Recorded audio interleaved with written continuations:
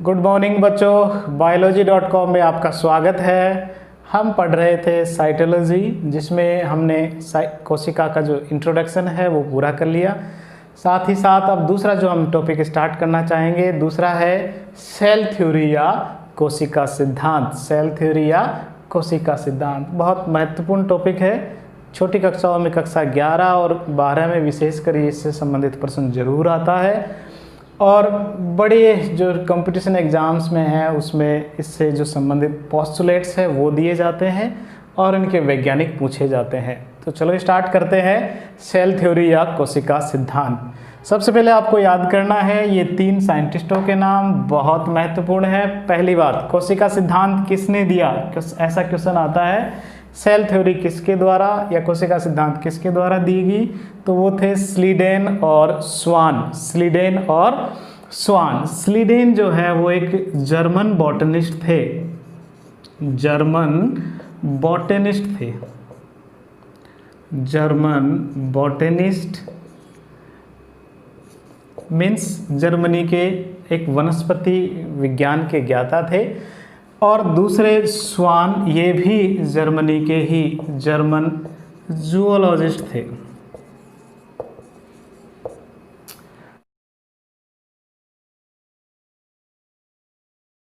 ठीक है।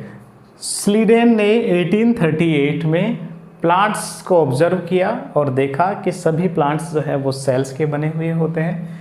इसी तरह स्वान जो थे, इन्होंने 1839 में बहुत सारे एनिमल्स को ऑब्जर्व किया, उनको माइक्रोस्कोप में उनके टिश्यूज देखे और देखा कि वो भी किसके बने हैं? सेल्स के बने हैं। दोनों ने सेपरेट रहते हुए, दोनों अलग अलग रहते हुए, दोनों एक ही कंक्लूजन पर पहुंचे और कंक्लूजन को उन्होंने सेल थ्योरी का नाम दिया। दोनों अलग अलग रहते हुए इस प्रोजेक्ट पर काम कर रहे थे, लेकिन दोनों का कंक्लूजन एक ही था, इसलिए सेल थ्योरी का श्रेय, कोशिका सिद्धांत का श्रेय इन दोनों वैज्ञानिकों को देते हैं, स्लीडेन और स्वान नाम के वैज्ञानिकों को। अब बात करते हैं इनके पोस्टुलेट्स की, इनके अभिग्रहित कौन कौन से अभिग्रहित हैं, क्या क्या इन्होंने बात बताई, इसमें क्या क्या हम बिंदुओं को सुन। सबसे पहले बात करते हैं, पहला बिंदु इन दोनों का सेल थ्योरी का जो है वो है संरचनात्मक इकाई। संरचनात्मक इकाई। इन्होंने कहा कि जितने भी जीव हैं वो सभी जीव कोशिकाओं से मिलकर बने हैं, अतः कोशिका जीवों की संरचनात्मक इकाई होती है। सभी जीव किससे मिलकर बने हैं? कोशिकाओं से बने हैं, इसलिए कोशिकाएं क्या है? जीवों की संरचनात्मक इकाई होती है। दूसरी बात, क्रियात्मक इकाई।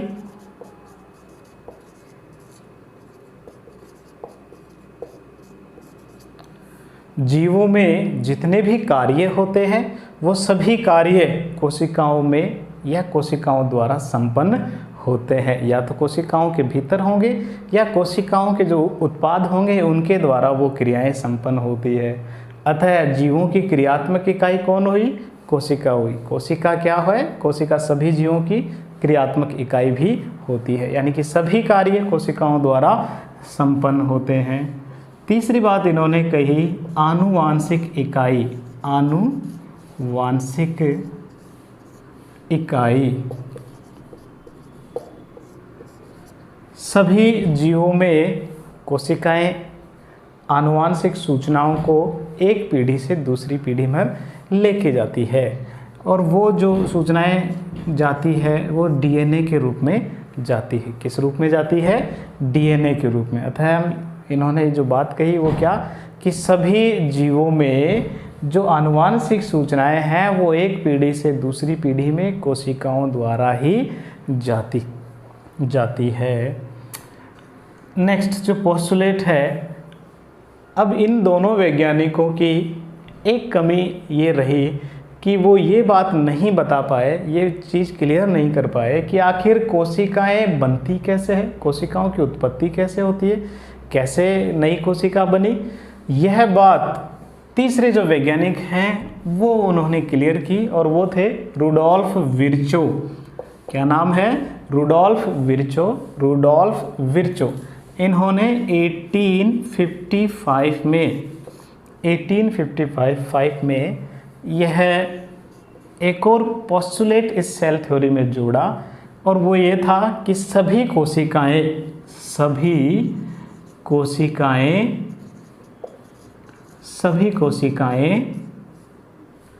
पूर्ववर्ती कोशिकाओं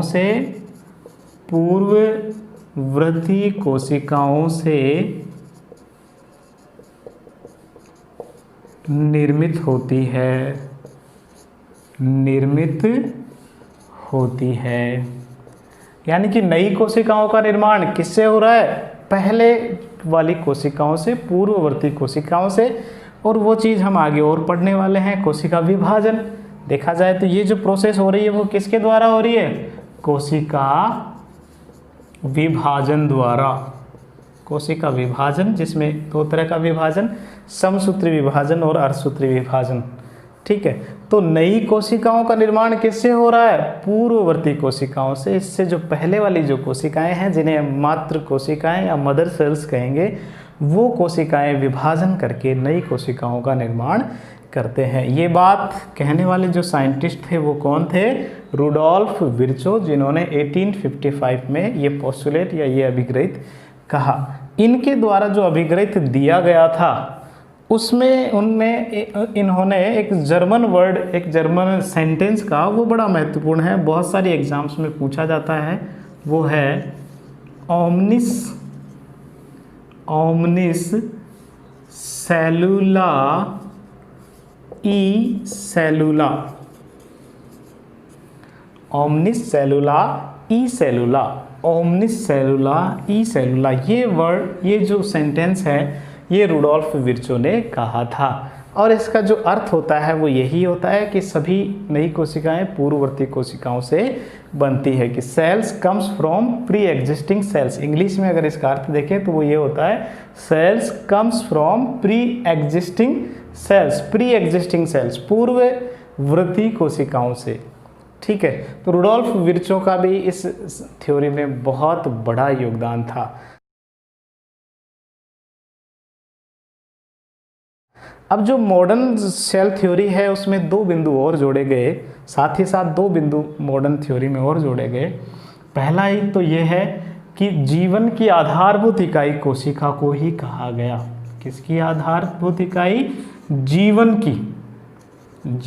की आधारभूत इकाई कोशिका है। आधारभूत इकाई क्या है? कोशिका है। बेसिक यूनिट जो है, सब कुछ पूरे जीव का अगर बेस है तो आधार है, तो वो आधार कौन है? कोशिका है। आधार क्यों कहा? आप ऊपर के चारों बिंदु को देखो तो इससे आपको क्लियर हो जाएगा कि सच में कोशिका क्या है? आधार है। कैसे? संरचना कौन बना रहा है? कोशिका बना रहा है। सभी कार्य कहाँ हो रहे हैं? कोशिका में हो रहे हैं। आनुवांशिक सूचनाएं किसके द्वारा जा रही है? कोशिका के द्वारा। और नई कोशिकाएं भी कौन बना रहा है? कोशिका ही बना रही है, कोई पहले वाली कोशिका ही बना रही है। इसका मतलब जीवन वास्तव में कहाँ से शुरू हुआ? एक कोशिका से ही शुरू हुआ जीवन की शुरुआत, और पूरा जीवन कहीं न कहीं कोशिका से ही जुड़ा हुआ है। एक और बात सेल थ्योरी में जोड़ी गई, वो ये थी, सभी कोशिकाओं की संरचनाओं को देखते हुए, उनके कार्य और उनके उपापचय क्रियाओं को देखते हुए ये बात कही गई कि सभी कोशिकाओं की जो आधारभूत संरचना होती है वो समान होती है। क्या चीज़? आधारभूत संरचना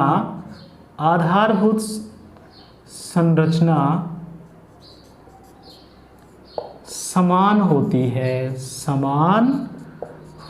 है।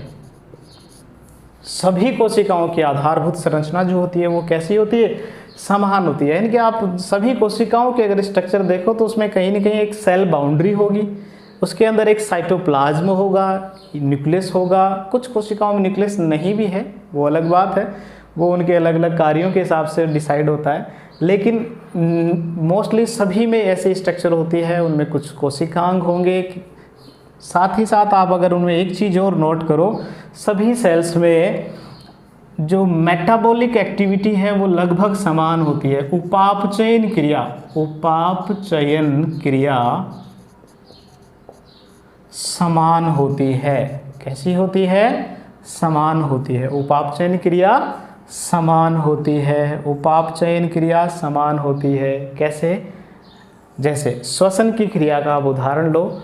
चाहे एक कोशिकीय जीव अमीबा हो, एक अमीबा छोटा सा सिर्फ एक कोशिका से बना जीव होता है, इसमें भी श्वसन की क्रिया वैसे ही होती है जैसे एक मनुष्य में होती है। मनुष्य की प्रत्येक कोशिका में जो श्वसन की क्रिया है वो अमीबा में होने वाली श्वसन क्रिया के समान ही होती है।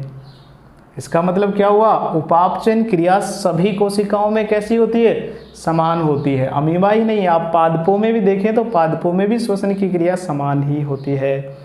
ठीक है, तो आधारभूत संरचनाएं सभी कोशिकाओं की लगभग समान होती है। उपापचयी क्रियाएं भी उनमें क्या होती है? समान होती है। तो इस तरह कोशिका सिद्धांत निम्न बिंदु आपको याद रखने हैं। क्या क्या?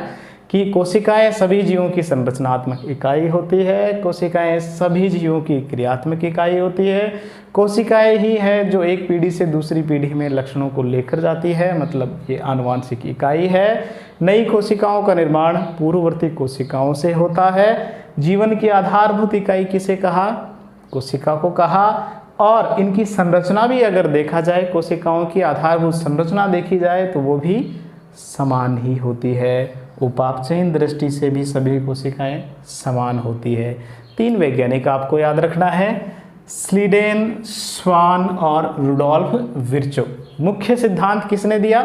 स्लीडेन और स्वान ने। इसमें नई कोशिकाओं के विभाजन से, नई कोशिकाओं के निर्माण से संबंधित बात जोड़ने वाले वैज्ञानिक कौन थे? रुडोल्फ विर्चो 1855 में। इनका ये सेंटेंस बड़ा महत्वपूर्ण है, कुछ एग्जाम्स में पूछा गया है। ओमनिस सेलुला ई सेलुला। ठीक है, नेक्स्ट अब इसी से जुड़ा हुआ एक बिंदु और है, वो ये कि इस सिद्धांत का एक अपवाद भी है। बहुत सारे एग्जाम्स में ये जरूर पूछा जाता है कि कोशिका सिद्धांत का अपवाद कौन सा है? कोशिका सिद्धांत का अपवाद क्या है? तो इसका आंसर होगा वायरस। वायरस जो होता है वो इस कोशिका सिद्धांत का क्या होता है? अपवाद होता है। वायरस कोशिका सिद्धांत का अपवाद होता है। वायरस को सजीव और निर्जीव के बीच की योजक कड़ी कहते हैं। योजक कड़ी कहते हैं। योजक कड़ी, connecting link between non living and living. कौन होता है? वायरस होता है। अब अभी मैंने आपको कहा कि कोशिका सिद्धांत का अपवाद कौन है? वायरस है। कौन है? वायरस है। क्यों कहा? कारण बताओ। क्या कारण है कि वायरस को कोशिका सिद्धांत का अपवाद कहते हैं? देखो, इसके कारण, पहला कारण है कि वायरस का कोई कोशिकीय संगठन नहीं होता। कोशिकीय संगठन नहीं होता। वायरस का कोई कोशिकीय संगठन नहीं होता। मतलब जैसे हम कोशिकाएं पढ़ते हैं, जैसे एक सामान्य कोशिका है, उसमें एक सेल बाउंड्री होती है जिसमें कोशिका भित्ति और कोशिका झिल्ली हो सकती है, साथ में उसमें न्यूक्लियस होगा या नहीं होगा, उसमें कुछ और कोशिकांग होंगे, गोल्जी बॉडी होंगी, माइटोकॉन्ड्रिया होंगे, ऐसे बहुत सारे कोशिकांग होंगे। अंदर कोशिका द्रव्य होगा, कोशिका द्रव्य होगा। ऐसा एक संगठन होता है एक सामान्य कोशिका का, जो हम नेक्स्ट में पढ़ेंगे भी ये सब, इसकी स्ट्रक्चर सहित। तो ऐसा एक कोशिकीय संगठन होता है हर कोशिका का, लेकिन वायरस का ऐसा कोई संगठन नहीं होता। वायरस केवल और केवल दो चीज़ों से ही, दो से मिलकर बना है। एक तो उस पर प्रोटीन का खोल होता है, प्रोटीन का खोल जिसे कैप्सिड कहते हैं, और उसके भीतर उसका अपना एक आनुवांशिक पदार्थ होता है, जेनेटिक मटेरियल होता है। आनुवांशिक पदार्थ वो या तो डीएनए होगा या आरएनए होगा, बस इन्हीं दो चीज़ों से मिलकर बना होता है वायरस। उसमें कोशिका द्रव्य, केंद्रक झिल्ली, कोशिका झिल्ली और माइटोकॉन्ड्रिया, बहुत सारे कोशिकांग, कोशिका द्रव्य, ऐसा कोई संगठन नहीं होता। पहली चीज़, वायरस अपवाद क्यों है? उसका पहला कारण, वायरस में कोई कोशिकीय संगठन नहीं होता। दूसरा कारण, हम वही कोशिका सिद्धांत वाले आपको अगर बिंदु याद हैं तो उसी से हम निकालेंगे। दूसरी चीज़, वहाँ हमने एक बात कही कि नई कोशिकाओं का निर्माण पूर्ववर्ती कोशिकाओं से होता है, लेकिन वायरस में ऐसा नहीं होता। वायरस में ऐसा नहीं है कि पहले जो वायरस है उसी वायरस के विभाजन से नया वायरस बन जाएगा, नहीं। वायरस स्वयं कभी विभाजित नहीं होता है, यह किसी दूसरी कोशिका के मैकेनिज्म को यूज़ करके और नए वायरसेस का निर्माण करते हैं। यानी कि वायरस का विभाजन बिल्कुल अलग है, उसका तरीका अलग है। तो दूसरा जो कारण है वायरस का अपवाद होने का वो ये है कि वायरस में स्वतंत्र विभाजन की क्षमता नहीं होती। स्वतंत्र विभाजन की क्षमता नहीं होती। वायरस में स्वतंत्र विभाजन की क्षमता नहीं होती, यानी कि वायरस खुद विभाजन करके नए वायरस का निर्माण नहीं कर सकता। वो दूसरी जो कोशिकाएं होती है, होस्ट सेल्स जो होती है, उन पर डिपेंड करता है और उन्हीं के द्वारा नए वायरसेस का निर्माण करता है। तो स्वतंत्र विभाजन की क्षमता वायरस में नहीं होती है। इसीलिए वायरस के लिए एक और आपको याद रखना है, वायरस जो होता है वो अविकल्पी परजीवी होता है। अविकल्पी परजीवी होता है, यानी कि ऐसा परजीवी जिसके पास और कोई विकल्प नहीं है परजीवन के अलावा।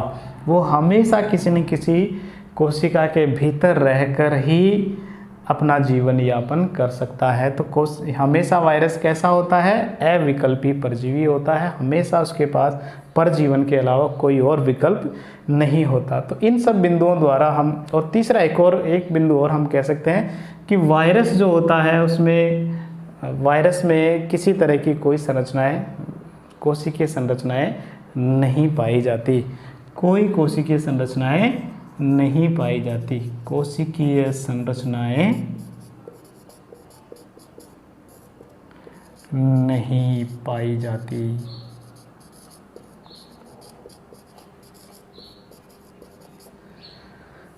तो कोई अगर आपसे पूछे, ऐसा प्रश्न बने कि कोशिका सिद्धांत का अपवाद वायरस है, क्यों? कारण बताइए, स्पष्ट कीजिए। तो उसके ये 3 बिंदु आप कह सकते हो। पहला, वायरस का कोई विशेष कोशिकीय संगठन नहीं होता है, उसमें केवल आनुवांशिक पदार्थ और प्रोटीन का खोल होता है। उसमें किसी तरह की कोई कोशिका द्रव्य, कोई सेल बाउंड्री, कोई और कोशिकांग नहीं होते हैं, किसी तरह की कोई कोशिकीय संरचनाएं नहीं पाई जाती है, और साथ ही साथ वायरस में स्वतंत्र विभाजन की क्षमता नहीं होती है। विभाजन के लिए ये किसी दूसरी होस्ट सेल पर निर्भर रहता है। इसीलिए वायरस कैसा होता है? अविकल्पी परजीवी होता है।